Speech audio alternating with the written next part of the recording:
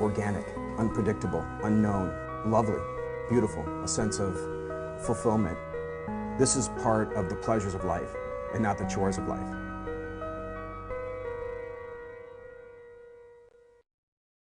Coming up on Daily Iowan TV. After a controversial statue was put up on campus, see how students and administration reacted next. And if you're looking to get in the holiday spirit, we've got the perfect place for you to go. And in sports, the Iowa football team is headed to a bowl game, and we'll tell you where in just a bit. Daily Iowan TV starts now.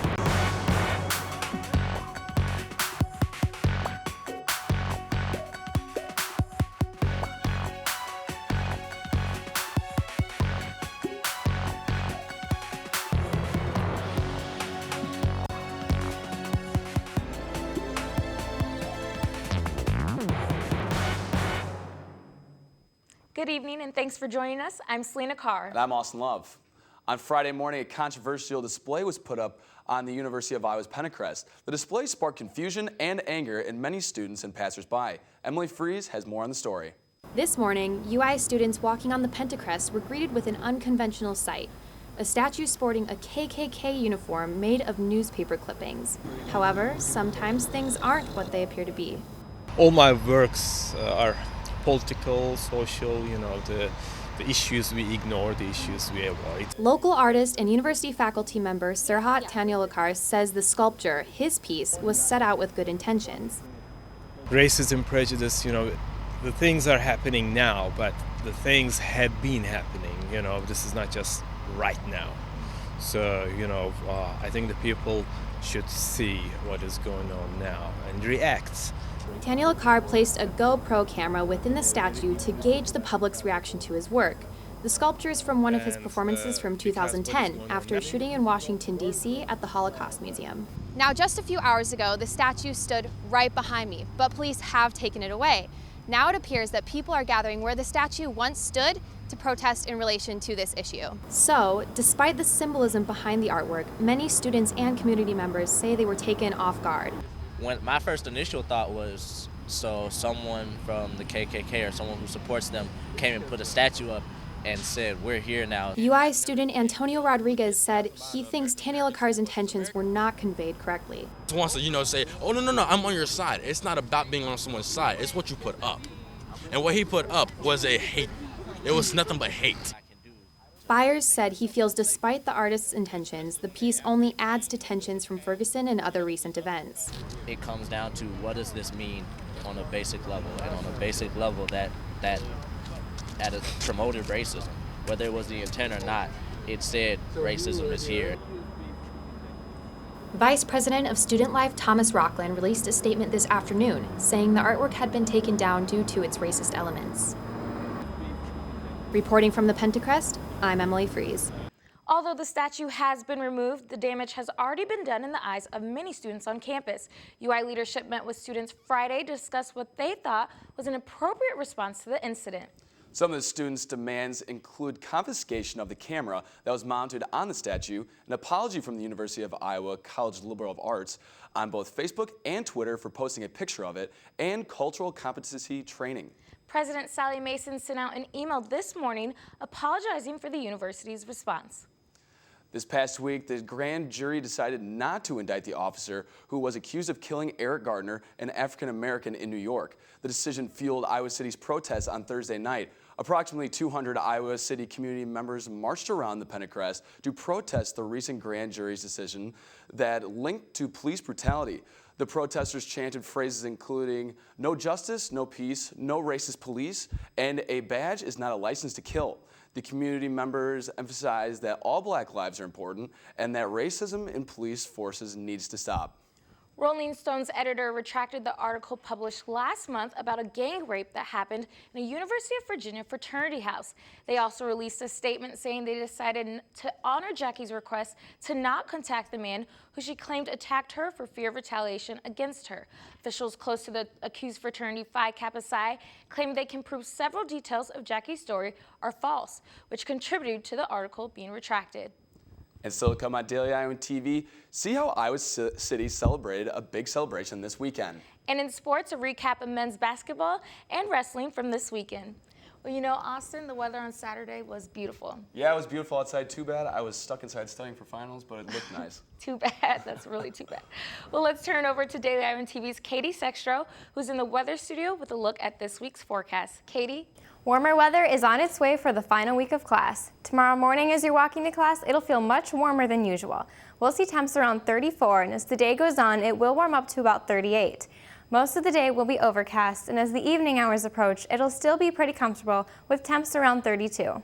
As we look at the rest of the week, Tuesday and Wednesday look pretty similar. It will be in the mid-30s both days with clear sunny skies and little chance of rain.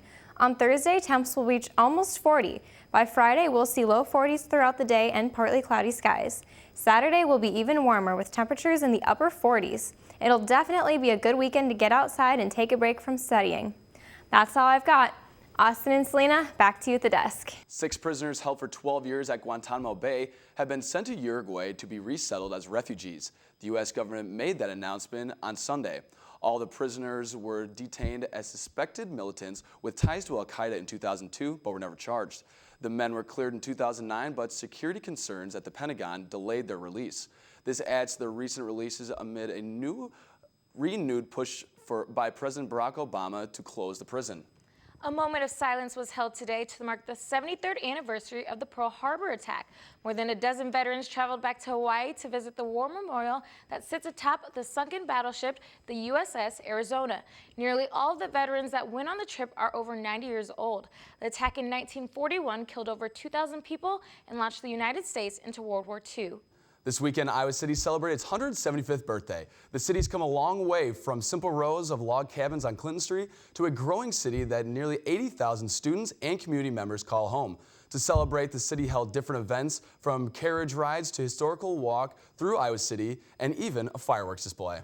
If you're looking to get into the Christmas spirit here in Iowa City, one local pastry shop can do just that. With an assortment of different goodies from cakes, cupcakes, and their famous sugar cookies, Deluxe Cakes and Pastries is gearing up for the holidays with their signature gingerbread houses. The bakery prides themselves on being a very traditional bakery with every treat handmade. But owner Jamie Powers says the atmosphere is what keeps bringing people back. When you walk in, it's a really special experience. Time has stopped, and it's the one place in town where you can really get a handmade baked product. And it feels so cozy, so sweet and magical in here during the holidays. It's really always been my goal. Powers says this is their favorite time of the year and that they're excited to see their hard work please customers. It was just announced that I will be playing Tennessee in the Tax Slayer Bowl in Florida, which should be a nice warm change for the Hawkeyes. I know, it'd be nice to go to Florida for all us Iowans here. Absolutely. Hopefully the Hawks can pull out a big win. Let's send it over to Taylor Brooks and Laura Belanda in the Daily Iowan TV Sports Studio for more on the bowl updates right after this. Iowa SJMC. Want a major that'll take you somewhere?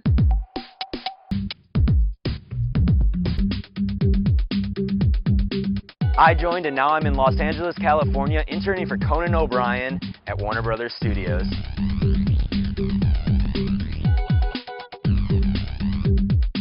I joined and now I'm working in public relations for diabetes research. SJMC. Thanks, guys. Hawkeye Hoops and Iowa Wrestling taking home wins this past weekend in Carver Hawkeye Arena. But first, we kick things off with the 2014 Football Bowl announcements. It was announced earlier this afternoon that Ohio State has grasped the number 4 seed in the bowl game action and their first chance at a BCS championship since 2002. In order to reserve a seat in the championship, they have to beat the number 1 nationally ranked Alabama Crimson Tide in the Sugar Bowl January 1st.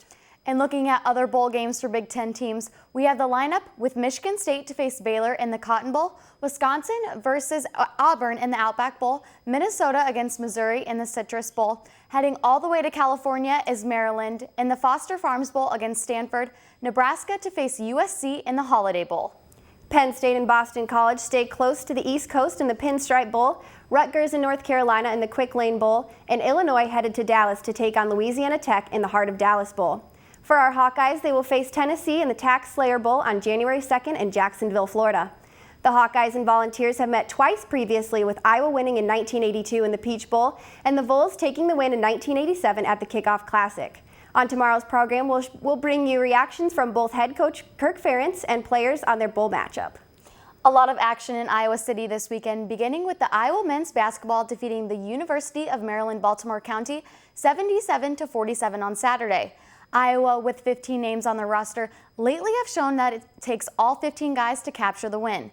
I was at the game on Saturday and took a look at how the team has been utilizing players outside of their starting five. Coming off a huge road win at number 12 North Carolina, the Iowa men's basketball team brought it back to Carver Hawkeye Arena this past weekend to seal another win. A mostly defensively sound game, it was the stellar bench players that kept the flow of the game strong. A lot of the guys who don't get extended minutes played very well today. Guys like Peter Jock, Dummy, and Trey Dickerson. They did all the small things, and they definitely have contributed to this win. So it was good for those guys, including Brady, to get extended minutes. The Iowa bench accounted for 5 players that played over 20 minutes, including an almost flawless game from sophomore guard Peter Jock. I mean, he's had some great workouts, shot it real well after we got back, and it's great to see him get going. The guys look for him. Jock's hot hand tallied 15 points, going 4 for 6 from behind the three-point arc, finally finding a rhythm. I mean, I've been playing pretty good in practice and stuff, and in games just not going in. I mean, my shot's been feeling good, but I knew sooner or later it was going to start falling. So. But with the offensive side off balance at times, the defensive side managed to grab 16 steals, making that the second most steals in a game under Coach McCaffrey. And the way we started the game, 26-6, I think it's safe to say that defensively, because we weren't even shooting it that well during that period, but we stayed after them and turned them over and got some transition opportunities, so that was good to see. The opportunities continue to rise for this unique Hawkeye team, one game at a time. This has been Taylor Brooks for Daily Iowan TV Sports. The men's team returns to the court on Tuesday in Iowa City to face the 1-5 Alcorn State Braves beginning at 8:05 p.m. The number 1 ranked Iowa wrestling team swept 10 matches to capture their first Big Ten dual meet win on Saturday. Zach Mackey has the recap. The Iowa Hawkeyes dominated Michigan State in their first Big Ten dual meet 37-0. 4 guys on the Hawkeye squad are leading this group, not just by talking the talk, but walking the walk. Iowa's 4 returning All-Americans Corey Clark at 125, Mike Evans at 174, Nathan Burak at 197, and Bobby Telford at heavyweight are a combined 31-0 this season with 17 pins among these big-time wrestlers. That kind of desire, I guess, that you're going after it, and the guys aren't going to fall down. One of those All-Americans did not see action, though. At 197 pounds, Nathan Burak stepped aside as Alex Meyer, the sophomore, got the decision over Nick McDermott, 6-5. Look at 184 pounds, the number 9 ranked wrestler in the country, Sammy Brooks, got a major decision over John Ricardla, 11-3, but a little extracurricular activity was involved in this match. Kept his composure maybe a little better, and we got to be good against the best in the country, and that was a good step for it, no doubt. One Big Ten dual meet down, and Coach Brantz is looking to the future. You know, we'll just keep figuring out our best lineup. For Daily Iowan TV Sports, I'm Zach Mackey. The Hawkeyes return to the mat on December 29th to compete in the Midland Duels hosted in Evanston, Illinois. Well, that'll do it for us here in the sports studio. Tune into Monday's program as we bring back our Rip Around crew with their weekend updates.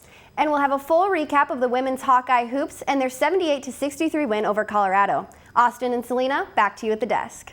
And only with Daily Iowan TV can you get a peek into tomorrow's pages of the Daily Iowan. Learn about the cyclists who braved the winter weather for their 2nd annual Winter Warrior competition. And find out all of the first Korean Institute's cooking class. And before we leave you for tonight, check out this colorful new trend. Women across the country are putting down their razors and picking up the hair dye, but not for the hair on their heads, but for under their arms. The women say they are growing out their armpit hair and coloring it as a way to stand out and to show that beauty isn't confined to regular standards. What do you think about that, Selena? You gonna join the trend? No, I'm gonna keep shaving, but you know, it's not for me, but good for them. Understandable. That's all we have time for you tonight on Daily Iowan TV, but check us out anytime online at dailyiowan.com. And watch again tomorrow night, same time, same place. I'm Selena Carr. And I'm Austin Love. Thanks for watching and have a good night.